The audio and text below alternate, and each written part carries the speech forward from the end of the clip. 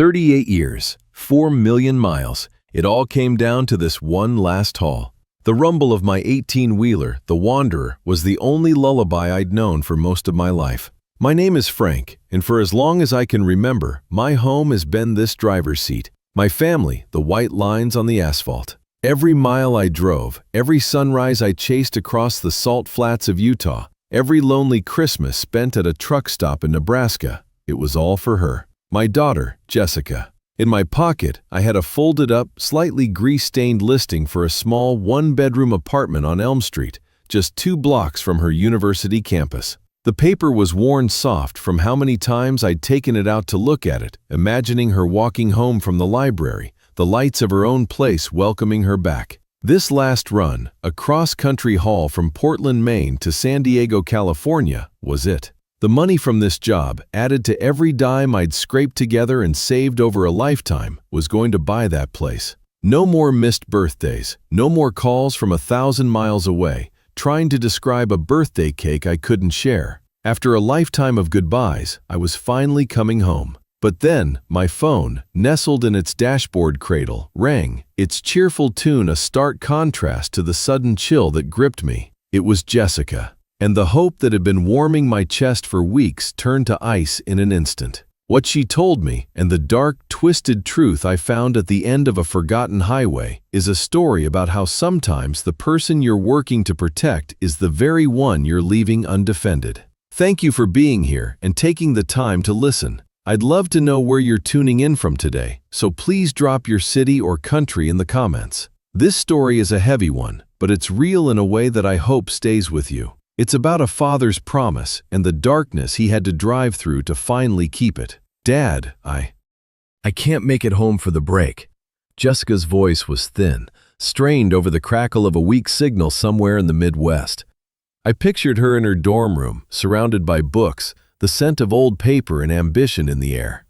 I've got this major research project with Professor Albright. It's a huge opportunity, a chance to get published before I even graduate.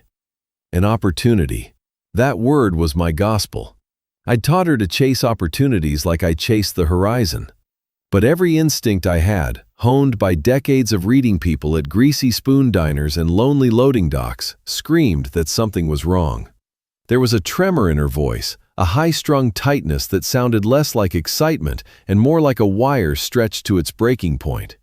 A fear she was trying to hide behind a wall of impressive-sounding excuses. That's wonderful, sweetheart, I said, forcing a warmth into my own voice that I didn't feel.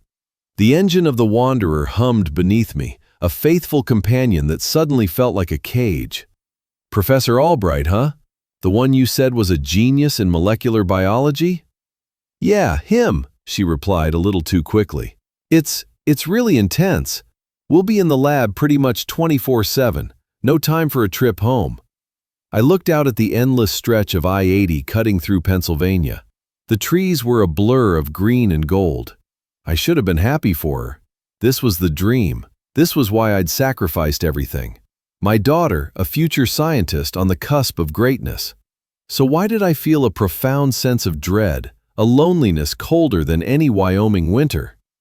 Well, you work hard, Jess. You make your old man proud, I said, the words feeling hollow even to me. I will, Dad. I love you.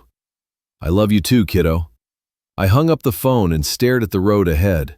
The conversation replayed in my mind. The strain, the quick answers, the way she'd steered the conversation away from any real details. It was the same tone she used when she was 8 years old and tried to convince me the dog had broken my favorite coffee mug. I let it go then, and I let it go now, because believing the lie was easier. Believing the lie meant the last 38 years had been worth it. It meant my sacrifices had built a successful daughter, not a stranger with secrets. I pushed the throttle, letting the roar of the engine drown out the quiet, insistent voice in my head that whispered, "She's lying." 2 days later, the sun was setting over the Nevada desert, painting the sky in violent shades of orange and purple. I pulled the Wanderer into a familiar truck stop just outside of Reno, a sprawling oasis of diesel and neon called the Wanderer's Rest. It was my go-to spot on this route, a place with decent coffee and showers that didn't feel like you needed another shower after using them. I slid into a worn vinyl booth, the scent of stale cigarette smoke and fried food a comforting, if unhealthy, perfume. I was nursing a cup of black coffee, strong enough to dissolve a spoon, when I overheard two younger drivers in the next booth. They were loud, full of the bravado that comes with being new to the road. They were talking about a bar in a rundown part of the city, a place they called the Pit. Man, that place is run by a real snake named Silas, the one with a dragon tattoo on his forearm said, his voice a low drawl. He's got these kids working for him, kids who look like they've run out of road and ended up at his front door. It's not just a bar, you know, it's a trap. Yeah, I heard about him, his friend chimed in. Preys on college kids who run out of money, lends them a few $100, then bleeds them dry. The dragon tattoo driver leaned in, his voice dropping. Saw one girl in there last week, broke my damn heart. Pretty, dark hair, but with eyes so tired it hurt to look at them. She was serving drinks, looked like she hadn't slept in a week. Had this little star-shaped birthmark on her wrist. My blood ran cold. The coffee cup in my hand felt heavy as lead. I could feel the rhythmic thudding of my own heart against my ribs, a frantic drumbeat of denial. A star-shaped birthmark. When Jessica was a little girl, just learning to talk, she called it her twinkle. I used to kiss it every night before she went to bed, telling her it was where the angels had touched her. It had to be a coincidence. It was a big country. There had to be thousands of girls with dark hair and tired eyes, hundreds with star-shaped birthmarks. My Jessica was a scholar, a university student working on a groundbreaking project with a genius professor. She wasn't slinging drinks in some dive bar for a predator named Silas. The idea was absurd. It was insulting. I threw a few bills on the table, the coffee suddenly tasting bitter as poison. I told myself to forget it, to get back in the truck and stay on schedule. San Diego was waiting. My retirement was waiting. My new life was waiting. But the image wouldn't leave my mind. The tired eyes. The city I was just an hour away from passing. The quiet, nagging voice of doubt from our phone call now had a face, a place, and a name. My hands were shaking as I turned the key in the ignition. The engine roared to life, a familiar sound that now felt alien.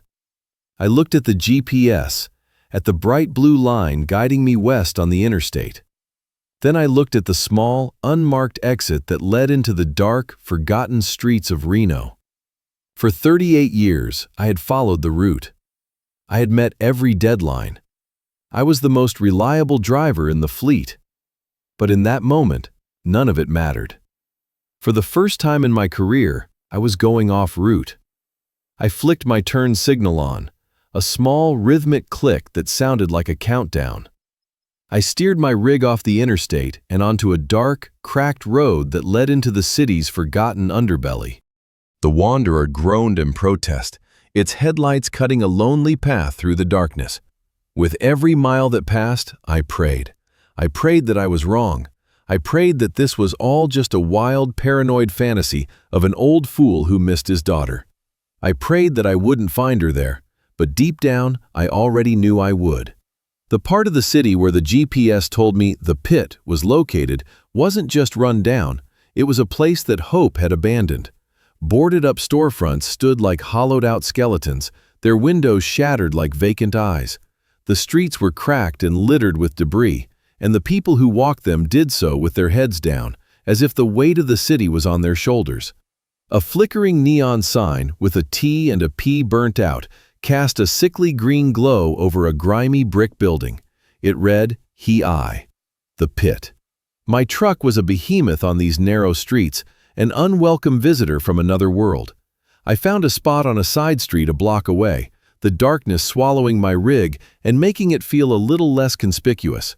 I killed the engine, and the sudden silence was deafening. For a long minute, I just sat there, my hands gripping the steering wheel so hard my knuckles were white. Just turn around, Frank. Get back on the highway. Go to San Diego and buy the apartment. She's fine. She's in a lab. She's fine." But my legs were already moving. I stepped down from the cab, the cold night air hitting me like a physical blow. I walked towards that green glow, my heart pounding a heavy, painful rhythm against my ribs. Each step felt like I was walking through wet cement. The windows of the bar were so grimy you could barely see through them. I found a spot where the dirt had been wiped away in a small circle and peered inside. The interior was dark and smoky, filled with the low murmur of desperate conversations and the sharp, cloying smell of cheap whiskey and regret. And then I saw her. It was Jessica, my Jessica. She was standing behind the bar, wiping down a glass with a dirty rag. She was wearing a worn-out black apron over a faded t-shirt, her beautiful dark hair pulled back in a messy ponytail. She was thinner than I remembered, her face pale and drawn under the harsh, unforgiving lights. But it was her eyes that shattered my soul. The same tired, empty eyes the trucker had described. The bright spark, the intelligence, the joy that had always defined her was gone, replaced by a profound, bone-deep weariness that had no place in the eyes of a 22-year-old. This wasn't a research project. This was a nightmare. I stumbled back from the window, leaning against the cold brick wall, gasping for air. The world tilted on its axis. Every mile I had ever driven, every sacrifice I had ever made, flashed before my eyes. The lonely nights, the missed holidays, the entire life I had given up, all of it was supposed to prevent this very scene. It was supposed to buy her a different life, a world away from places like this. A wave of pure, unadulterated rage washed over me. I wanted to storm in there, to smash the place to pieces, to grab my daughter and run. But what good would that do? I saw the man behind the bar, a large, predatory figure who watched the room like a spider in its web. This was Silas. And I knew, with a chilling certainty, that this situation required more than brute force. He had a hold on her, and I needed to understand what it was before I could break it. So I waited. I retreated to the shadows across the street, a ghost watching his daughter's life unravel. I watched her serve drinks to leering men. I watched her force a smile that never reached her eyes. I watched Silas speak to her, his voice too low to hear, but his expression a cruel, proprietary sneer. With every passing minute, the love and pride I felt for my daughter warred with a crushing, all-consuming guilt. I hadn't just been absent, I had been blind. And my blindness had led her here, to this pit. I waited for her shift to end, which the sign on the door said was 2 a.m. It was going to be the longest night of my life. At 2 o'clock in the morning, the city was a graveyard with streetlights. The last of the patrons stumbled out of the pit, leaving a wake of slurred goodbyes and the lingering smell of stale beer. A few minutes later, the lights inside flickered off. The back door, in a dark and trash-strewn alley, creaked open. Jessica stepped out, pulling a thin jacket around her shoulders. She looked even smaller and more fragile out here, away from the deceptive energy of the bar. She started walking down the alley, her steps quick and nervous. I stepped out from the shadows of a neighboring building. "Jess?" She froze, her whole body going rigid. She turned slowly, and when she saw me, her face crumpled. But the look in her eyes wasn't the relief of a daughter seeing her father. It was the pure, gut-wrenching terror of someone whose carefully constructed lies had just been bulldozed. "Dad?" she whispered, her voice a fragile thread of sound. What are you doing here?" "My route changed," I lied, the words tasting like ash. "Let's get in the truck. You look cold." She didn't argue. She followed me back to the Wanderer like a sleepwalker, her movements stiff and automatic. The silence in the cab was thick and suffocating. The familiar space, my sanctuary for so many years, suddenly felt like an interrogation room. I started the engine, not to go anywhere, but just to get the heater running. She sat huddled in the passenger seat, staring at her hands, refusing to look at me. Finally, I couldn't stand it anymore. "A research project, Jess? With Professor Albright?" That's all it took. The dam broke. A choked sob escaped her, and then another. The tears she had clearly been holding back for weeks, maybe months, came in a flood. She buried her face in her hands, her shoulders shaking with the force of her grief and shame. "I'm sorry, Dad," she cried, the words muffled. "I'm so sorry." I didn't say anything. I just let her cry. I reached over and put a hand on her shoulder, a clumsy, awkward gesture from a man who had forgotten how to offer comfort without a telephone line between them. When the sobs finally subsided into shuddering breaths, the truth came out in a torrent. She'd lost her academic scholarship a year ago. The pressure of a top-tier university, the loneliness of being a small-town girl in a big city, the feeling that she was constantly struggling to keep up. It had all been too much. She'd started missing classes, her grades slipped, and before she knew it, she was on academic probation. Then the letter came. Scholarship terminated. "I couldn't tell you," she whispered, looking at me for the first time, her eyes red and swollen. "I couldn't. You worked so hard, Dad. You gave up everything for me to be there. How could I tell you I failed? How could I tell you that all your sacrifice was for nothing?" The pain in her voice was a physical blow. "It was never for nothing, Jess," I said, my own voice thick with emotion. She shook her head, a fresh wave of tears spilling down her cheeks. "I was going to fix it. I thought I could get a job, pay for the classes myself, and get my grades back up. I didn't want to ask you for more money."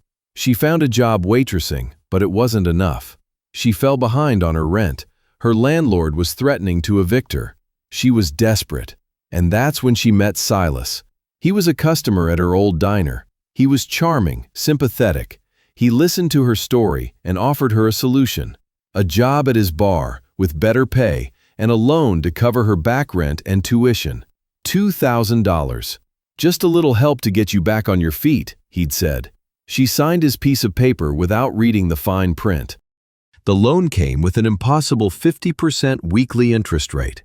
The better pay was mostly non-existent tips that Silas pocketed for breakage fees and other invented charges. Every week, she fell deeper into his debt. She wasn't an employee. She was an indentured servant. He owned her. "He told me if I ever tried to leave, he'd find me," she said, her voice trembling. "He said he knew people. He said he'd tell you all the things I'd done. He said you'd hate me." A rage I had never known in my 60 years of life boiled inside me, cold and sharp and lethal. But it wasn't for her. It was for myself. In that moment, I saw the devastating truth with blinding clarity.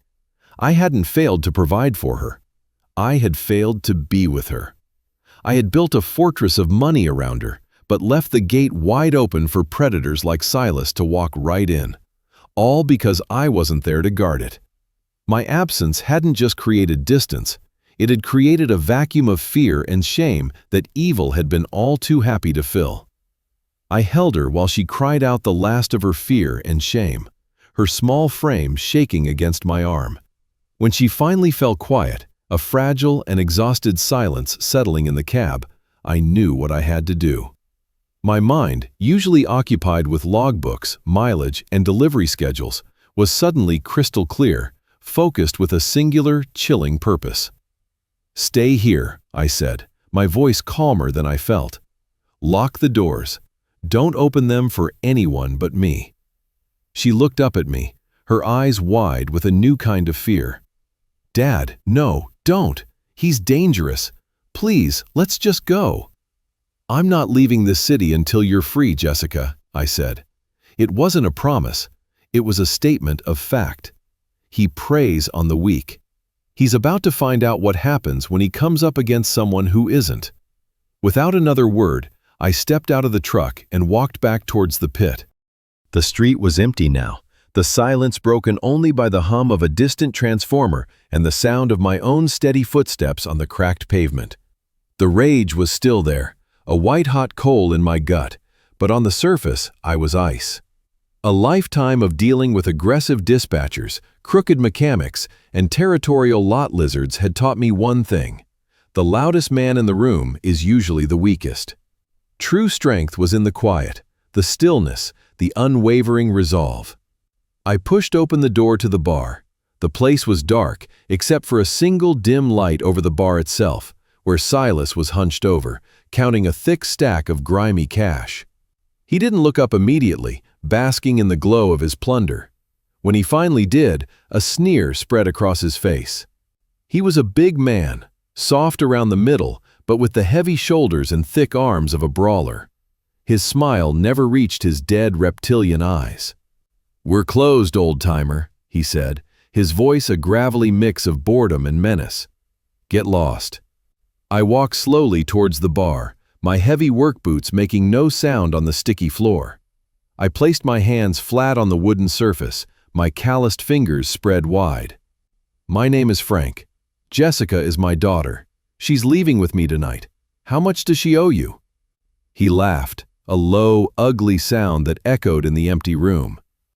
"Oh, you're the dad, huh? The trucker? She talks about you, says you're always gone." He savored the words, twisting the knife.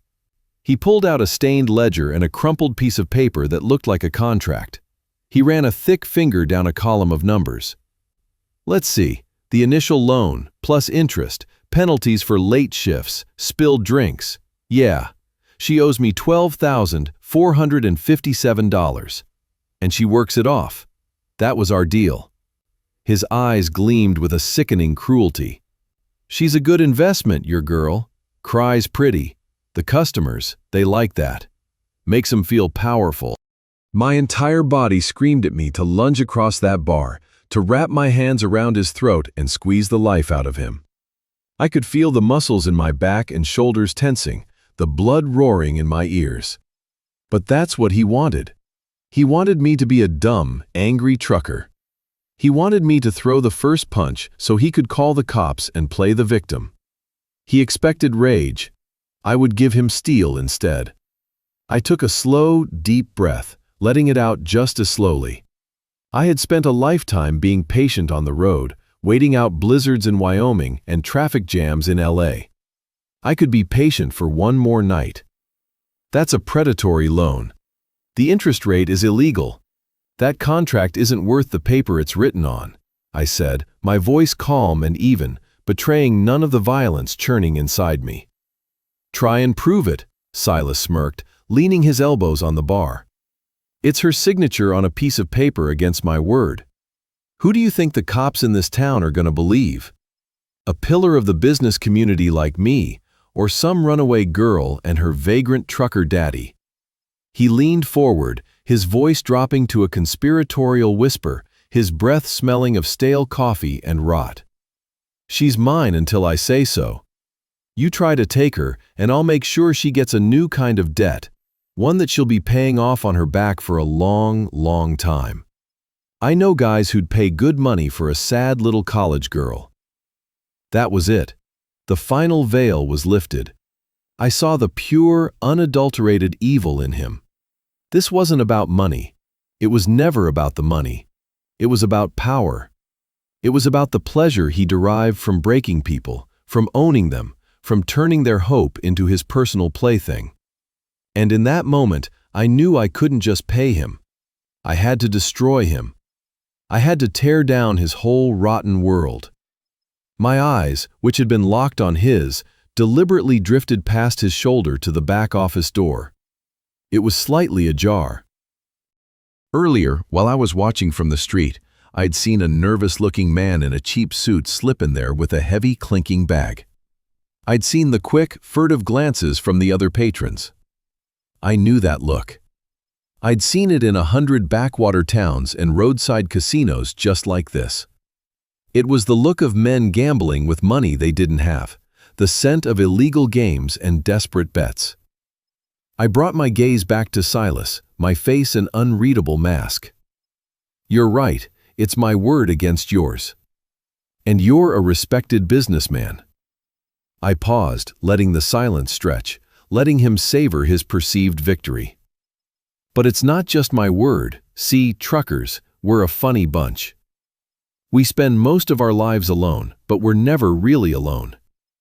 We have the CB radio, we have the forums, we have the truck stops, we talk. A lot, we share information, we look out for each other. And when one of our own has a problem, it becomes everyone's problem. I leaned in just a little, my voice dropping to match his.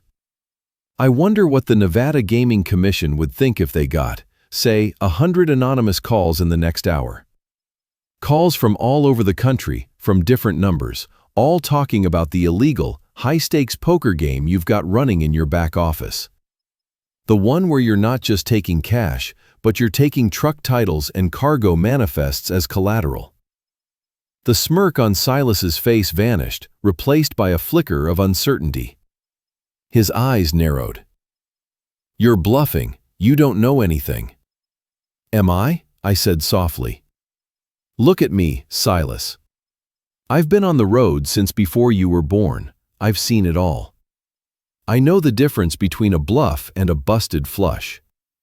I know that the man in the cheap suit who went in there an hour ago is Johnny the Weasel Petrelli, a bookie from Vegas who's not supposed to be operating outside Clark County. I know that the game you're running isn't just for a few bucks. You're laundering money through this place, and an official investigation is the last thing you need." His face went pale. The confidence drained out of him, leaving behind the weak, pathetic bully he truly was. I had him. I'd guessed about the details, but his reaction told me I'd hit the bullseye. "You have two options," I continued, pressing my advantage. My voice was still quiet, but it carried the weight of 4 million miles of highway. "Option 1. You take my cashier's check for $5,000. It's not a payment, it's a severance package. It's a generous amount, I think, for the trouble of you disappearing from my daughter's life forever. You give me that contract with her name on it, and any other piece of paper you have with her signature. We walk away. You never see us again. I never make a phone call."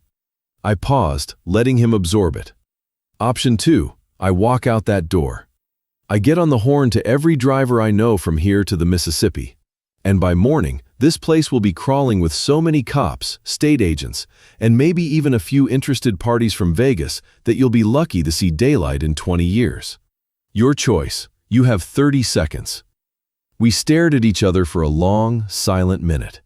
The only sound was the hum of the beer cooler. I didn't flinch. I didn't move. I just held his gaze, letting him see the unwavering certainty in my eyes. He was a predator who hunted the weak. He had no idea what to do with someone who wasn't afraid of him. Finally, with a guttural roar of frustration, he broke. He slammed his fist on the counter, the cash flying everywhere. He snatched a pen, scribbled "paid in full" across the contract, and threw it at me. He snatched the check from my hand without even looking at it.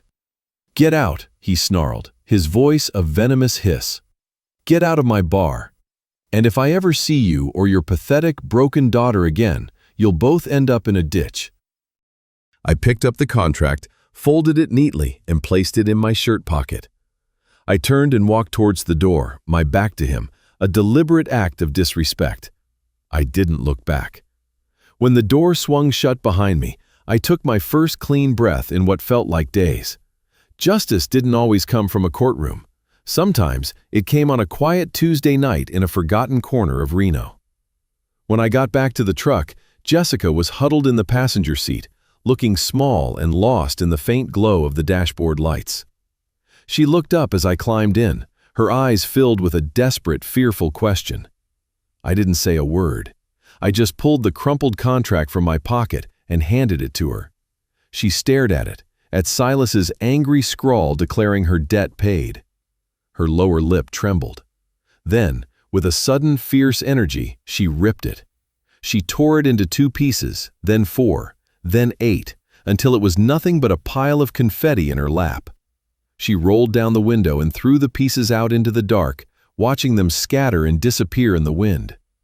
It was a release, a baptism, a severing of the final chain. I put the truck in gear and pulled away from the curb, leaving the pit and the city of Reno shrinking in my rearview mirror until it was just another cluster of distant lights. We drove in silence for a while, the hum of the engine a comforting sound that filled the space between us. We were on the open road again, heading west, but everything was different. The road ahead wasn't just a route to a delivery. It was a path to somewhere new, somewhere unknown. He's not going to come after us?" she finally asked, her voice barely a whisper. "No," I said with a certainty that I hoped was contagious. "Men like him, they're cowards. They only have power when their victims are afraid and alone.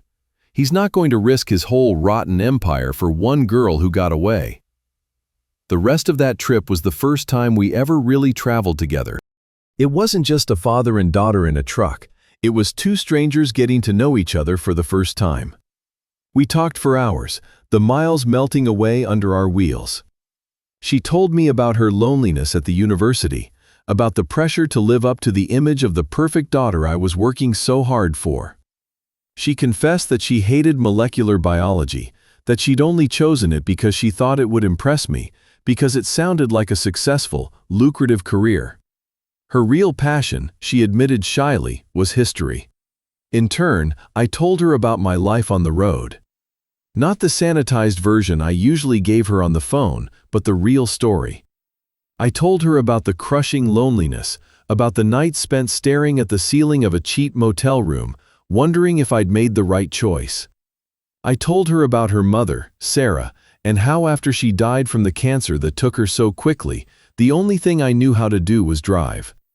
The road was a place where I didn't have to feel, where the grief was just another mile marker in the rearview mirror. Driving wasn't just a job, it was an escape from a quiet house, an empty bed, and the responsibility of raising a daughter alone when I was broken myself. We drove through the sunrise in the Arizona desert, and for the first time, I pulled over. We got out of the truck and stood by the side of the road, the air crisp and cool, and watched the sky bleed from deep indigo to soft pink to brilliant gold. We didn't speak, we just watched it together, sharing a moment of quiet beauty that was more profound than any conversation. During that drive, somewhere in the desolate beauty of the Mojave, I took out my phone. I found the number for the real estate agent in my contacts. "Hello, this is Frank Miller," I said when she answered. "About the apartment on Elm Street. I'm sorry, but I have to cancel the offer. My plans have changed." I hung up before she could ask any questions. I looked over at Jessica, who had heard the conversation. She had tears in her eyes, but they weren't tears of sadness. They were tears of understanding. She finally understood the weight of that apartment, and I finally understood how meaningless it was compared to the flesh-and-blood daughter sitting beside me. We made it to the delivery point in San Diego, a massive, bustling warehouse complex by the shipyards. As the forklift operators began to unload the cargo of high-end electronics that I'd hauled over 3,000 miles, I stood by the door of my truck, watching. For nearly 4 decades, this moment, the successful completion of a haul, was the finish line. It was the source of my pride, my identity. Frank Miller, the man who always delivers. But today, it felt different. It felt like an ending, but also a beginning. I looked around the cab of the Wanderer. The faded photo of my wife Sarah holding a baby Jessica was taped to the dashboard. The driver's seat was molded perfectly to the shape of my body, worn smooth over countless miles.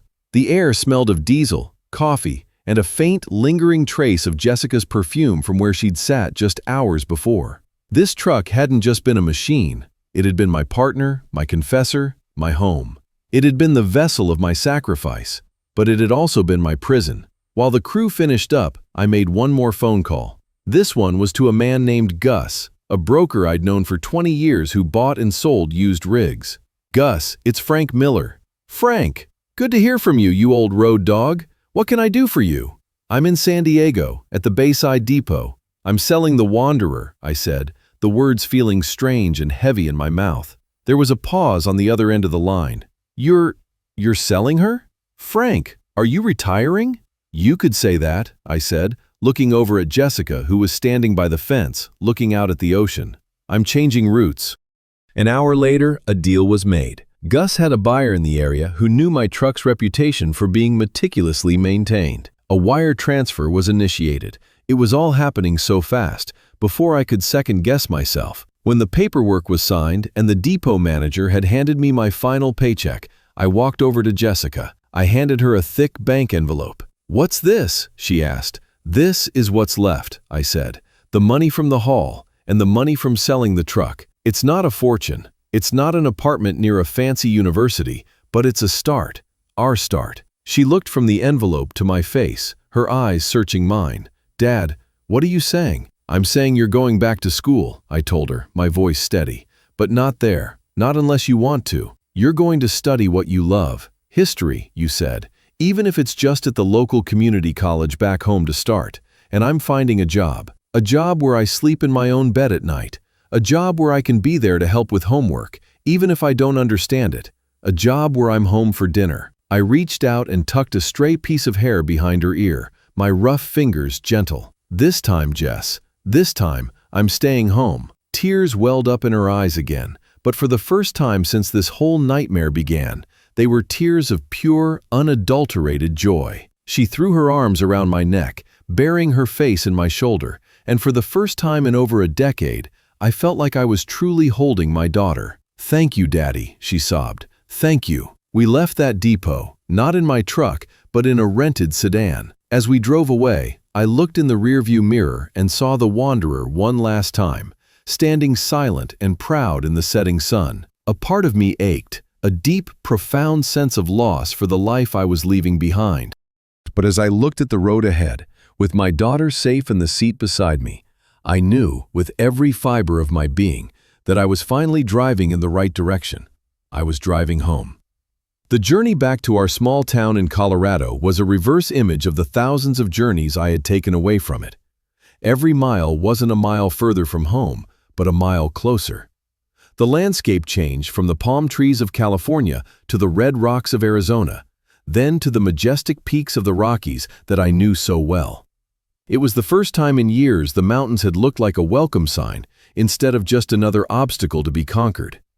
We didn't talk as much on the way back. We didn't need to. A new, comfortable silence had settled between us, the kind that only exists when two people understand each other without words. We listened to old rock and roll on the radio, we pointed out strange-looking clouds, and we ate at cheap diners, but this time we were together. Arriving back in town felt surreal. Nothing had changed, yet everything was different. The familiar storefronts, the town square, the old water tower, they were all the same. But I was seeing them with new eyes. This wasn't just the place I left from, this was the place I was coming back to. We rented a small two-bedroom house on the edge of town.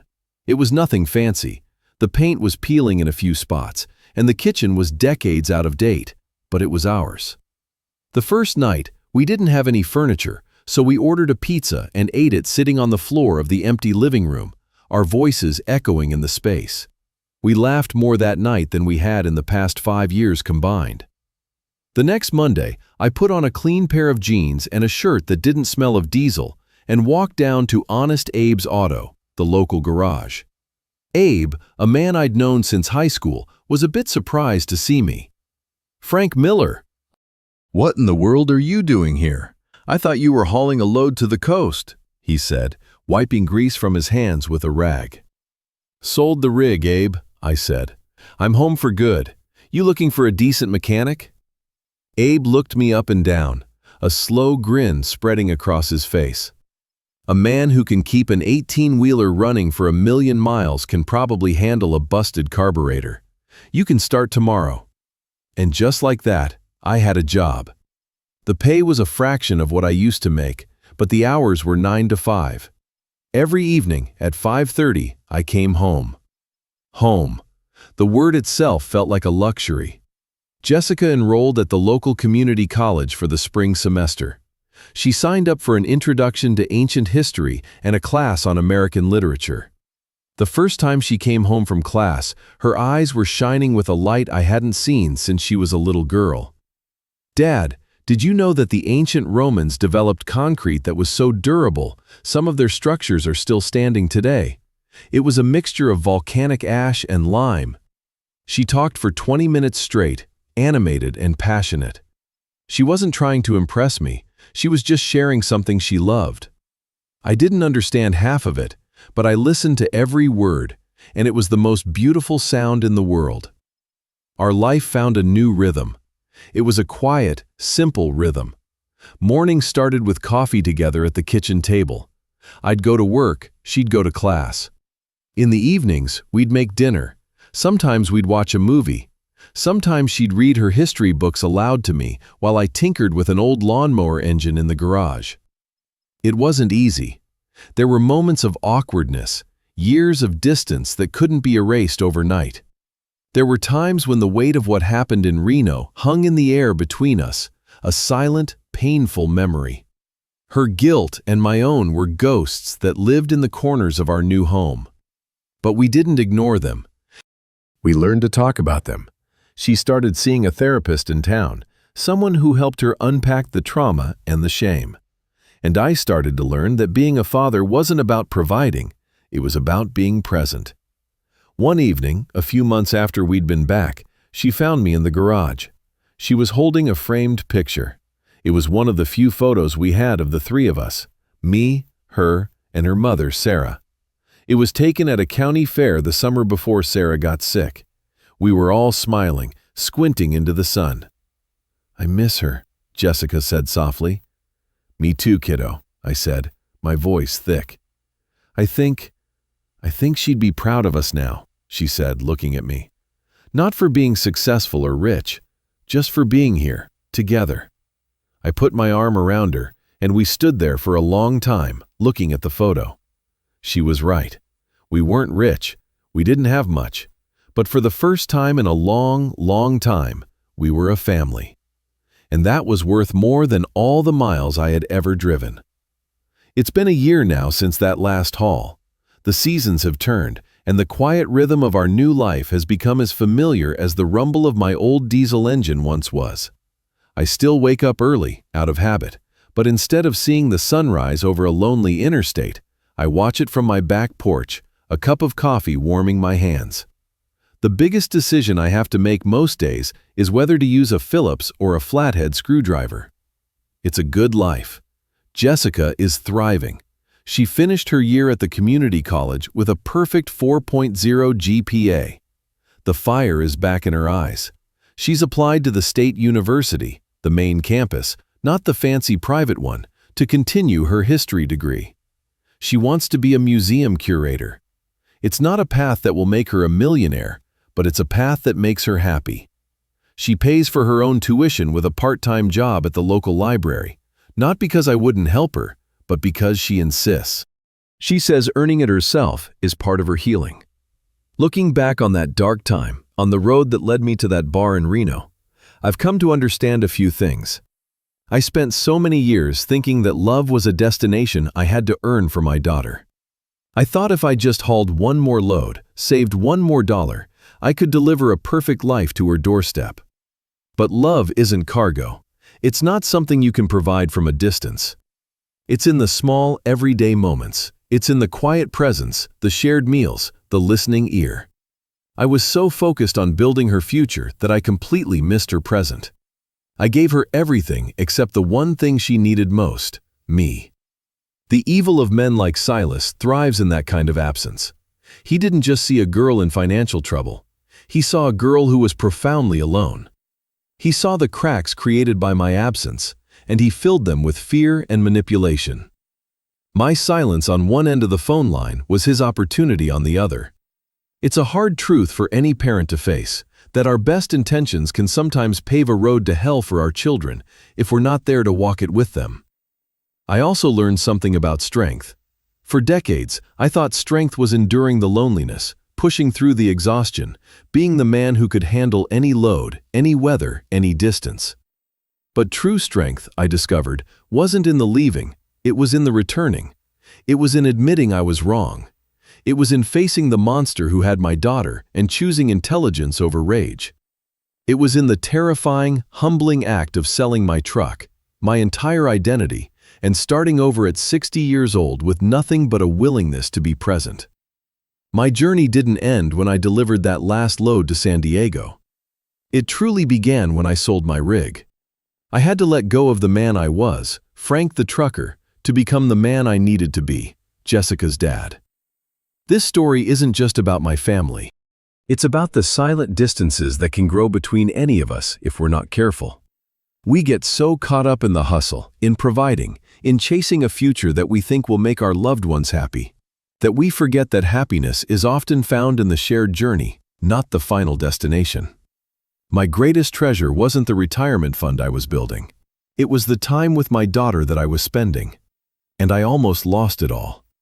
Thank you for coming along with me on this journey. It's not an easy story to tell, but it's an important one. If it resonated with you, if it made you think about the connections in your own life, I'd be honored if you'd leave a comment below. It means the world to know you're out there listening. And if you'd like to hear more stories about the long haul of life, please consider subscribing. It helps more than you know. Be present for the ones you love. It's the most precious cargo you'll ever carry.